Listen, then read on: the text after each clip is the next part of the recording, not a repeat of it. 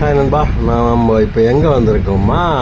Send Thomas mount பட்ரோலில் இருக்க send Patrick கத்தோலிக்க சிமெண்ட்ரினாலே எல்லாம் மண்டையை போட்டால் புதைக்கிற இடம், அதுதான் சிமெண்ட்ரி. எல்லாருக்கும் தெரியும், இருந்தாலும் என் வாயில் சொல்கிறேன்.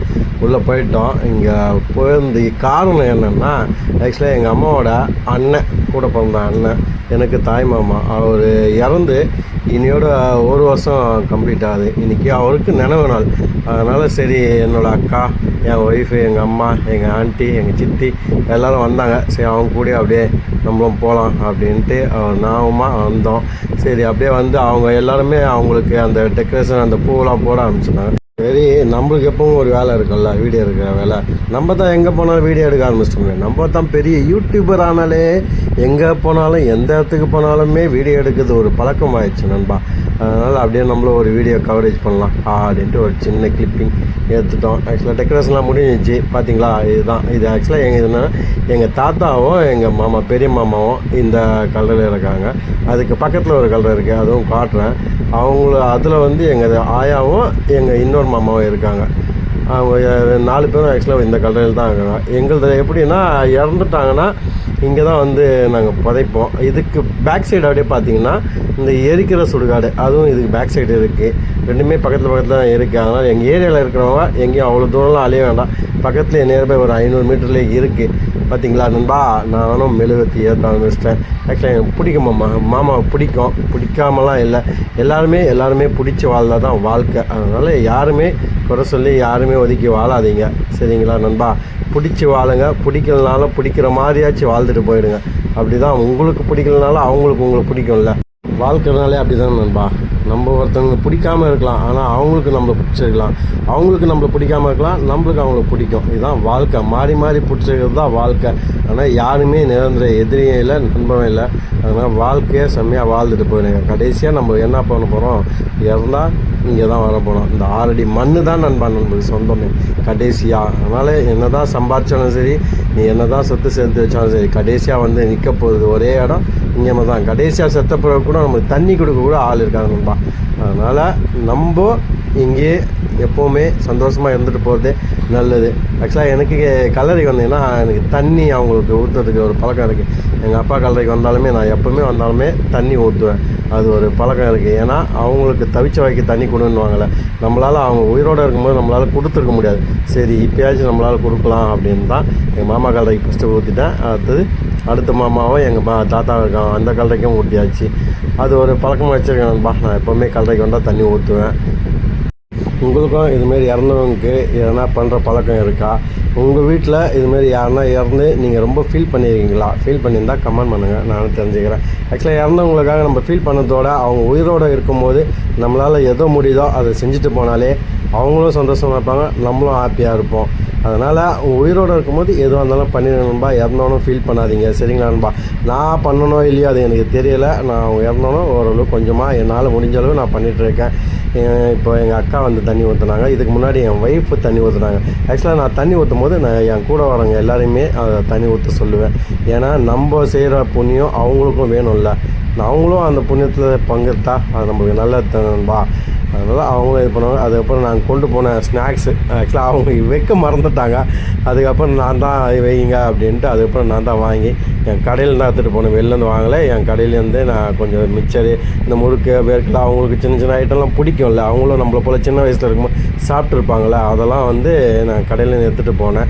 அப்படியே வச்சேன். அது ஆக்சுவலாக அவங்க சாப்பிட போகல. நீங்கள் கேட்கலாம், அவங்க சாப்பிட போகிறாங்களா, நீங்கள் இதெல்லாம் எடுத்து போய் வைக்கலான்னு. அப்படி இல்லை நண்பா, அது ஒரு நம்பிக்கை தான். அவங்க சாப்பிட மாட்டாங்க. அவங்க மூலியமாக எதனா காக்கா, பருந்து எதனா வந்து சாப்பிடும்ல, அது அவங்க காக்கா வந்து சாப்பிட்டா அவங்களா சாப்பிட்ட மாதிரி நம்மளுக்கு ஒரு ஃபீல் இருக்கும்ல. அந்த டைம்லையாச்சும் அவங்களுக்கு ஒரு என்ன சொல்கிறது, சாப்பாடு போல் இது அமையலாம்ல நம்ம வைக்கிறது. அதுமாரி டீ வாங்கிட்டு வந்தேன். அந்த டீயும் என் ஒய்ஃப் ஊற்றி எடுத்துகிட்டு வந்து அவங்க வச்சாங்க. டீ குடிப்பாங்கள்ல, சின்ன வயசில் அவங்களும் டீ குடிச்சிருப்பாங்கள்ல. அதனால் அது ஒரு நம்பிக்கை தான். டீ குடித்தா அவங்க குடிப்பாங்க. காக்கா வந்து குடிச்சிட்டுனா அவங்களே குடித்த மாதிரி ஒரு ஃபீல் இருக்கும்ல நம்மளுக்கு. அந்த ஃபீல் தான் நம்ம உணர்றதுக்காக தான் அதெல்லாம் வைக்கிறோம். அதனால் மூட நம்பிக்கைன்ட்டு நம்ம அதை இழுத்துட்டு போகக்கூடாது, சரிங்களா நண்பா? அதனால் எங்கள் மாமா இன்னொரு மாமா அவர் இறந்து கிட்டத்தட்ட 10 வருஷம் மேலே ஆகிடுச்சு. 2008 ஏதோ இறந்தார். அவரும் ஆக்சுவலாக நல்ல மனுஷன். அவர் இறந்தும் 10 வருஷம் மேலே ஆகிடுச்சு. அதுப்போ எங்கள் தாத்தா பாட்டி அவங்க இருந்து 25 வருஷம் இருக்கும் மேபி. நான் சின்ன வயசில் இருக்கும் போதே அவங்க இறந்துட்டாங்க. ஆனால் எனக்கு ஞாபகம் இருக்குது, அவங்ககிட்ட பேசுந்து எல்லாம் விளையாடுந்து எல்லாமே ஞாபகம் இருக்குது. ஆக்சுவலாக ஒரு ஞாபகம் இருக்குது, நான் சின்ன வயசில் டிவி இருக்காது, எந்த வீட்லேயுமே டிவி இருக்காது. அப்போ பிளாக் அண்ட் ஒயிட் டிவி தான், க்ளோஸ் டைப்பு. நான் சின்ன வயசில் இருக்கும்போது அப்போ எங்கள் ஆயா வீட்டில் மட்டும் டிவி இருக்கும். எங்கள் வீடு கொஞ்சம் மேலே, அவங்க வீடு கீழே இருக்கும். அந்த வெள்ளிக்கிழமைனா ஒரு ப்ரோக்ராம் போடும், 7:30 மணி, 7:30 to 8:30 நைட்டு. இந்த ஒலியன்ட்டு ஆக்சுவலாக பாட்டுங்கள்லாம் போனாங்க. அப்போத்துக்கு அது புது பாட்டு, இப்போ வந்து அது பழைய பாட்டு. அந்த பாட்டு பார்க்கறதுக்காக நான், எங்கள் அக்கா, எங்கள் அண்ணன் வந்து ஆக்சுவலாக நாங்கள் எல்லாம் ஒரே ஃபேமிலியாக இருந்தப்போ எல்லாம் போய்ட்டு அந்த 7:30 மணிக்கு மட்டும் உட்காந்து பார்ப்போம். பார்க்கும்போது எங்கள் ஆயா திட்டிகிட்டே இருக்கும். ஏன்னா எங்கள் ஆயா வந்து அந்த காலத்து பாட்டு இல்லை, அவங்க வந்து அந்த பழைய இது தான் பார்த்துட்டு இருப்பாங்க. நாங்கள் திடீர்னு போனோம், அவங்க ஒரே வார்த்தை சொன்னாடா அவுத்து போட்டு ஆடுறதை பார்க்க வந்துட்டிங்களா அப்படின்ட்டு எங்கள் ஆயா எல்லாரையுமே திட்டுவாங்க. ஆக்சுவலாக அதெல்லாம் ஞாபகம் நண்பா. கிரிக்கெட் அந்த காலத்தில் நாங்கள் கிரிக்கெட் எல்லாருமே ஃபேமிலியாக ஹோல் ஃபேமிலியாக உட்காந்து தான் நாங்கள் கிரிக்கெட் பார்ப்போம். அதெல்லாம் இப்போ ஞாபகம் வருது. இந்த கல்லறைக்கு வந்து அவங்கள பார்த்தணும். இப்போ பார்த்தீங்களா சுற்றி காட்டுறது தான் கல்லறை ஃபுல்லாகவே வந்து எல்லாரையுமே அடக்கம் பண்ணி எவ்வளோ பேர் இறந்துருக்காங்கள்ல, அவங்க எல்லாருமே எல்லா சொந்தக்காரங்களும் இங்கே தான் வந்து அவங்கள பார்த்துட்டு போவாங்க. கடைசியாக நம்ம மூஞ்சி பார்க்கணுன்னா இந்த இடத்துல அவங்க புதைக்கும் போது தான் அவங்க மூஞ்சை பார்க்க முடியும். அதுக்கப்புறம் நம்ம ஃபோட்டோவில் மட்டும்தான் அவங்கள பார்க்க முடியும். ஆனால் இறந்தவங்களுக்கு நம்மளால் முடிஞ்சது ஏதோ ஒன்று பண்ணிகிட்ருக்கலாம். அவங்க ஞாபகமாக நம்ம இருக்கோம் அப்படின்ட்டு அவங்களுக்கு நம்ம தெரிவிக்கிறது தான் இந்த கல்லறைகள் வந்து அவங்கள ஒரு மரியாதைக்கு வந்து.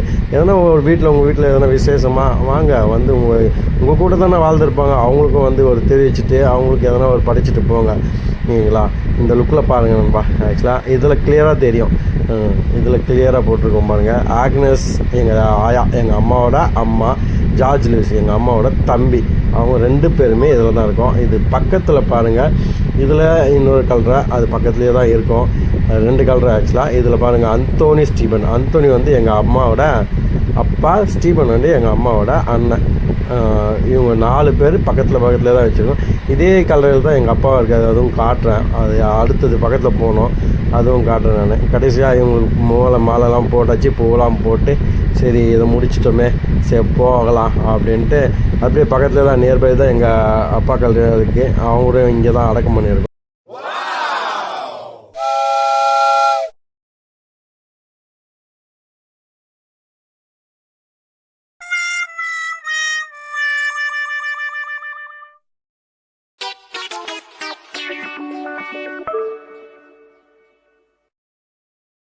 நண்பா அப்படியே எங்கள் மாமா கல்ற, எங்கள் தாத்தா கல்ற, எங்கள் ஆயா கல்ற எல்லாரையுமே பார்த்துட்டு அப்படியே பக்கத்துலேயே ஒரு 20 அடி 20 ஸ்டெப்பு நீங்கள் எடுத்து வச்சாலே எங்கள் அப்பா கல்ற வந்துடும். அங்கே தான் அவரை அடக்கம் பண்ணியிருக்கோம்.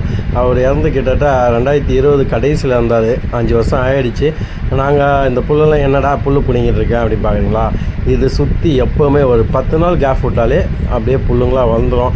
எப்போ நாங்கள் வந்தாலுமே இந்த செடி புல்லெல்லாம் பிடிங்கிட்டு தான் நாங்கள் அவரை கும்பிட வெளியாகும்.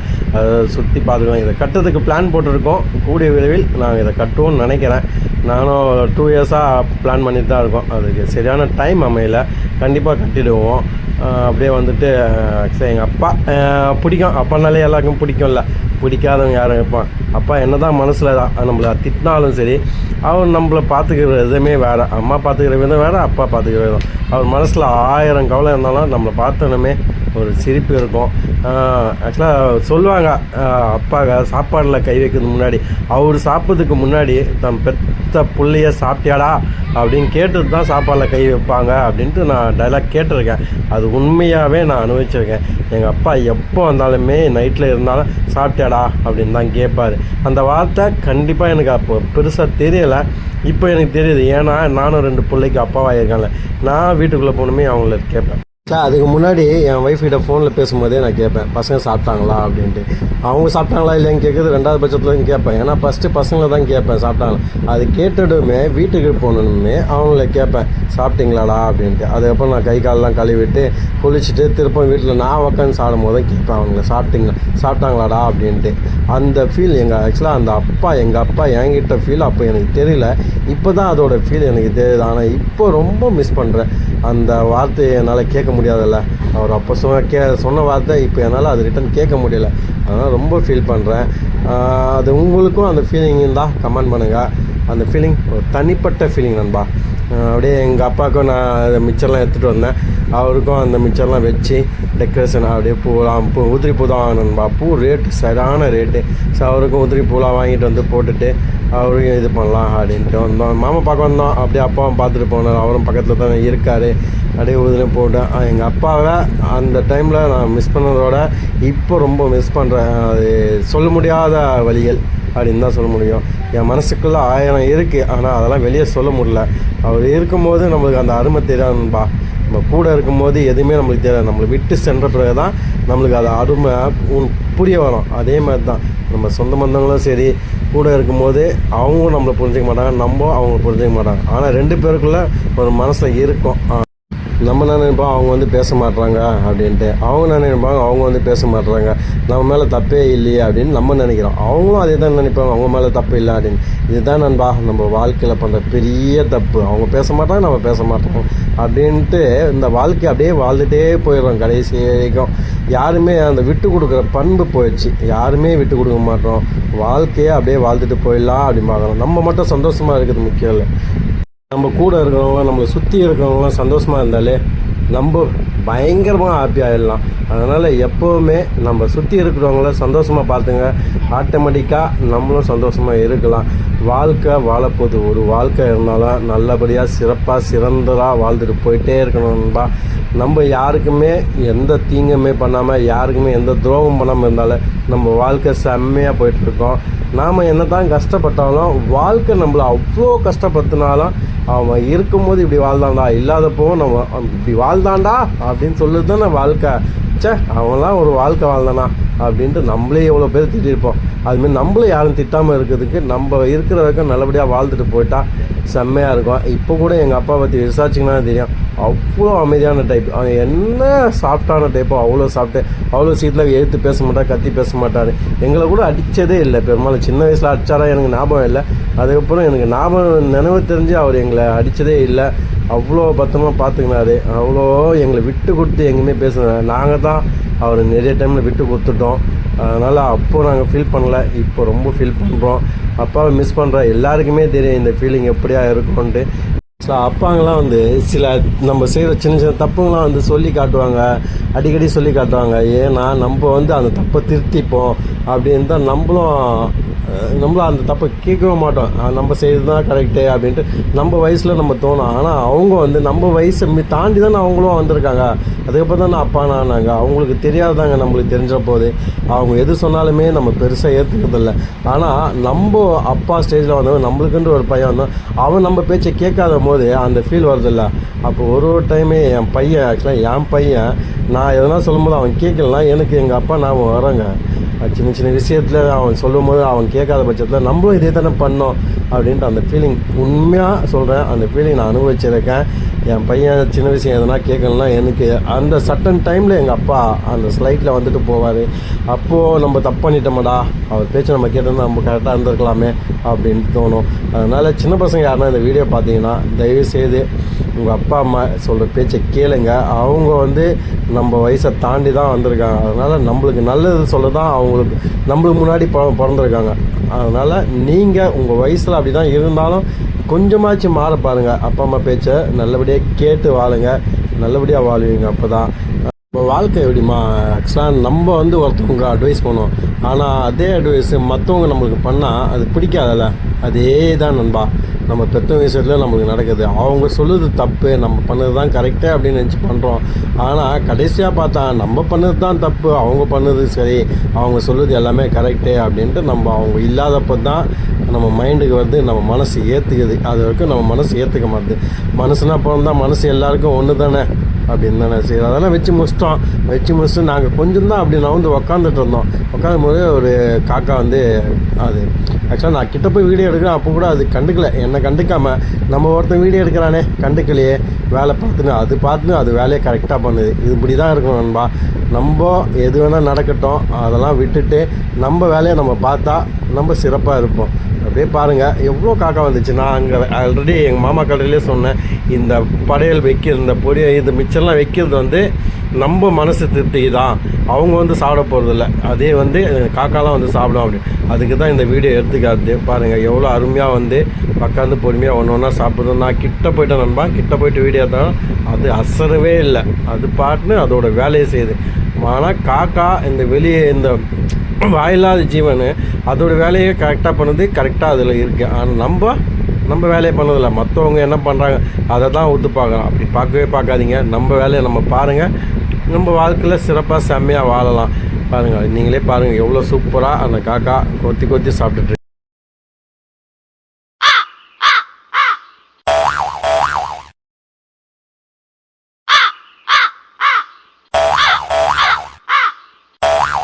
பாருங்கள் இந்த காக்கா சாப்பிடுது. ஆக்சுவலாக இப்போ வந்து நான் அது காக்கான்னு சொல்கிறேன், இந்த வீடியோ எடுத்துகிட்டு இருக்கும்போது அது சாப்பிடும்போது நம்மளுக்கு அது காக்கான்னு தோணலை. ஆக்சுவலாக எங்கள் அப்பாவே வந்து சாப்பிட்ற மாதிரி தான் அந்த ஃபீல் இருந்தது. இந்த ஃபீலுக்காக தான் நம்ம கல்லறைக்கு வந்தோம், நம்மளுக்கு இறந்தவங்க வரும்போது நம்ம எதனா படைக்கிறோம்ல, இந்த ஒரு ஃபீலுக்காக மட்டும்தான் நண்பா. பாருங்கள் எவ்வளோ சூப்பராக அருமையாக அதுக்கு பொறுமையாக எதுவுமே ரியாக்ஷன் காட்டாமல் அது பாட்டுன்னு அதோட வேலையில் கண்ணும் கருத்துமாக இருக்குது. நம்ம தான் அப்படி மிஸ் பண்ணிடுறோம். உங்களுக்கும் இதுமாரி ஃபீல்லாம் இருக்கா? அப்படியே பாருங்கள், ஃபீல் இருந்தால் கமெண்ட் பண்ணுங்கள். நாங்கள் இங்கே பண்ணிட்டுருக்கும்போது எங்கள் அம்மா அப்பா, எங்கள் சித்தி, என் ஒய்ஃபு எல்லாம் அங்கே ஆப்போசிட்டில் உட்காந்துருந்தேன். நான் பாட்டுன்னு என் வீடியோ எடுத்துகிட்டு இருந்தேன். இது எங்கள் அம்மாவும் எங்கள் சின்ன அக்காவும், அவங்க இது என் நடு அக்காவும் நடு அக்கா பொண்ணு, சின்ன பொண்ணு, அவங்களுக்கு பெரிய பொண்ணு ஒன்று இருக்காங்க. இது எங்கள் அம்மாவோட தங்கச்சி சித்தி எனக்கு. ஆனால் நாங்கள் ஆக்சுவலாக சித்தின்னு கூப்பிட மாட்டோம், ஆண்டின்னு கூப்பிட்டு பழகிடுச்சு. அவங்கள ஆண்டின்னு தான் கூப்பிடுவோம். இதுதான் நண்பா நாங்கள் இப்போ இருக்கிற கல்றை சுற்றி இருக்கிற காக்கா வந்து சாப்பிட்டு மேலேருந்து ஆசீர்வாதம் பண்ணிவிட்டு எங்களை எல்லாம் பார்த்து ஆசீர்வாதம் பண்ண மாதிரியே தோணுச்சு. அந்த ஃபீல் கிடைச்சிது, அது ரொம்ப சந்தோஷம். நீங்களும் உங்கள் வாழ்க்கையில் இறந்தவங்க, உங்கள் சொந்தக்காரங்க யாருன்னா இறந்துருந்தா கண்டிப்பாக அவங்கள மாதத்துக்கு ஒரு வாட்டி உங்களால் எப்போ முடியுதோ அந்த டைமில் போய் பாருங்கள். அவங்களோட பிளெஸ்ஸிங்ஸ் இருந்தால் தான் நம்ம கண்டிப்பாக நல்லா வாழ முடியும். அவங்க இறந்தாலும் நம்ம கூட இருக்காங்க அப்படின்ற அந்த ஃபீல் நம்மளுக்கு இருக்கும். ஆக்சுவலாக எங்கள் அப்பா இறந்து 5 வருஷம் ஆச்சு. 5 வருஷம் எப்படி போனதே தெரியல எனக்கு. அவர் இறந்த அந்த இதுவே இல்லை, ஏன்னா அவர் என் கூட இருக்காரு அப்படின்ட்டு அந்த ஃபீல் தான் இருக்குது. அப்படின்னு பார்த்துட்டு இருக்கும்போது அந்த காக்கா வந்துச்சு. இது அண்டங்காக்கா. அவ்வளோ நேரம் அந்த அண்டங்காக்கா எங்கேயுமே போகல, அங்கேயே ஒரே இடத்துல இருந்தது. அது இருக்கிறத பார்த்தா நம்மளுக்கு என்ன தோணும், நம்மளை விட்டு போனவங்க, நம்மள முன்னோர் நம்மளுக்கு ஒரு ஆசீர்வாதம் கொடுக்குறாங்க அப்படின்னு தானே தோணுது. ஆக்சுவலாக நான் வாய்ஸ் ஓவரில் சொல்லிடலாம் இந்த ஃபீலை பற்றி. அது நம்ம அங்கே இருந்தால் தான், அந்த இடத்துல நம்ம இருந்தால் தான் அதோட ஃபீலை நம்ம மனசார உணர முடியும். நம்ம முன்னோர்களை என்றைக்குமே மறந்துடாதீங்க. அவங்க நம்மளுக்கு முன்னாடி இந்த உலகத்தை பார்த்தவங்க, நம்மளுக்கு முன்னாடி இந்த உலகத்தை ஆண்டவங்க, நம்மளா வாழ வச்சுட்டு அவங்க இறந்துருக்காங்க. அதனால் அவங்க நம்ம கூட இருந்தால், அவங்க பிளெஸ்ஸிங் நம்ம கூட இருந்தால் நம்ம வாழ்க்கையில் முன்னேறலாம். நான் இவ்வளோ கஷ்டப்பட்டு பேசிகிட்டு இருக்கேன், பாருங்களேன் எங்கள் சித்தியை எவ்வளோ அசால்ட்டாக போயிட்டு அமைதியாக போயிட்டு உக்காந்துட்டுருக்காங்க. உடனே மூஞ்ச மறைக்கிறாங்க பார்த்தியா அவங்க. ஆக்சுவலாக எங்கள் சித்தி எங்கள் அம்மாவோட தங்கச்சி. அப்படியே எங்கள் அம்மா எங்கள் லாஸ்ட்டாக எங்கள் அம்மாவை பாருங்கள் ஏதோ வீடியோ பார்த்துட்ருக்கேன். ஏதோ வீடியோவில் என் வீடியோ தான் பார்த்துட்ருக்காங்க. ஏன்னா நான் தான் சொன்னேன் அந்த வீடியோ பாருங்கள் அப்படின்ட்டு. ஒன்று என் வீடியோ பார்த்துட்ருக்காங்க. எங்கள் சித்தி எங்கள் ஒய்ஃப் நிற்கிறா, அவகிட்ட பேசிட்டு இருக்காங்க. எங்கள் சித்தி ஆய் சொன்னாங்க, நீங்கள் எல்லாம் ஆய் சொல்கிறீங்க அவங்களுக்கு. அப்படியே என் ஒய்ஃப் பாருங்க, அது பக்கத்தில் நின்று பேசிட்டு இருக்காங்க. எங்கள் சித்தி உங்களுக்கு எல்லாருக்கும் ஹாய் சொன்னாங்க. நீங்கள் ஹாய் சொன்னீங்களா இல்லையா? திரும்ப சொல்கிறேன், எல்லோரும் எங்கள் சித்திக்கு ஹாய் சொல்கிறேங்க. என்ன சொல்லுது, அப்படியே எல்லாம் ஒன்றாய் அப்படியே கொஞ்ச நேரம் அங்கே பேசிகிட்டு இருந்தோம். எல்லாருமே பேசிட்டு ஒரு 10-15 நிமிஷம் அப்படியே உட்காந்து பேசிகிட்டு இருந்தோம். அப்படியே பேசிவிட்டு எல்லோரும் கிளம்பி போயிட்டோம். ஒரு 10 நிமிஷம் தான் போய் உட்காந்து பேசியிருப்போம். அப்படியே கிளம்பிட்டு என் ஒய்ஃப் உங்களுக்கு ஹாய் சொல்கிறான், என் ஒய்ஃபுக்கு ஹாய் சொல்கிறேங்க. அப்படியே எங்கள் அக்காலாம் போயிட்டு அவங்க எங்கள் அப்பா சாமி கும்பிட்டு இருந்தாங்க. கும்பிட்டுக்கும்போது நம்ம அப்படியே வீடியோ எடுத்துகிட்டு ஒரு ஃபன் பண்ணிகிட்டு இருந்தோம். அங்கே சுற்றி பாருங்கன்பா, கடைசியாக நம்ம வரப்போகிற இடம் இதுதான். எல்லாருக்குமே கடைசியாக நம்ம என்ன தான் வாழ்ந்தாலும் கடைசியாக இருக்க போகிற இடம் இங்கே மட்டும்தான் சரணடைய போகிறோம். ஓகே நண்பா, பாய். வீடியோ பிடிச்சா எல்லோரும் லைக் பண்ணுங்கள், ஷேர் பண்ணுங்கள். இவர் தான் எங்கள் மாமா, இவருக்கு தான் 1 வருஷம் இனியோட, இவருக்காக தான் இந்த கல்லைக்கு வந்தோம். பிடிச்சா ஷேர் பண்ணுங்கள்.